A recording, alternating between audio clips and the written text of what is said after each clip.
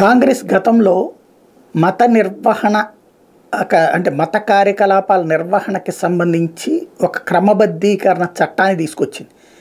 దాన్నే హిందూ బిల్ అని పిలుస్తారు. ఏంటంటే దాంట్లో మన ఏరియాలో మనం భజన చేసుకోవాలంటే చుట్టూ ఉన్న ముస్లింలు క్రైస్తవుల దగ్గరికి వెళ్ళి ఎన్ఓసి తెచ్చుకోవాలి.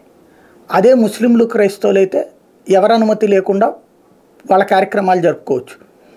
అట్లాగే ఆలయాలకి వాటికైనా సరే మైకులు అవి పెట్టాలంటే చుట్టుపక్కల వాళ్ళ ఎన్ఓసి తీసుకోవాలి. చర్చిలకి మసీదులకి అక్కర్లేదు. ఇలాంటి ఒక విచిత్రమైనటువంటి చట్టాన్ని తీసుకొస్తే బీజేపీ అడ్డుపడి ఆపింది. ఇప్పుడు కాంగ్రెస్ కర్ణాటకలో అధికారంలోకి రావడం వలన అనుకుంటా ఒక వ్యాపారస్తుడి మీదన ఒక 5గురు ముస్లింలు కలిసి దాడి చేశారు. ఎందుకయ్యా అంటే హనుమాన్ చాలీసా పెట్టుకున్నాడట తన షాప్లో హనుమాన్ చాలీసా పెట్టుకున్నాడట, ఆడియో వింటున్నాడట.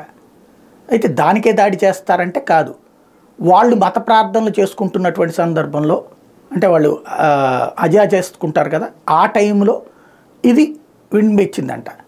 అంటే వాళ్ళ మత ప్రార్థన వాళ్ళ మసీదు వాళ్ళ ఇష్టం, ఆ మసీదులో ఇది పెడితే తప్పు, కానీ తన షాపులో తను పెట్టుకుంటే తప్పేంటి? అంటే తాము ప్రార్థన చేసేటప్పుడు ఇంకెవరూ ప్రార్థన చేయకూడదని ఏమన్నా కొత్త నిబంధన తీసుకొచ్చారా కర్ణాటకలో? లేకపోతే కాంగ్రెస్ పాలిత రాష్ట్రాలన్నీ ఇట్లా ఉంటుందా? ఇక భవిష్యత్తులో ఇదేనా? ఇదో పెద్ద సందేహం.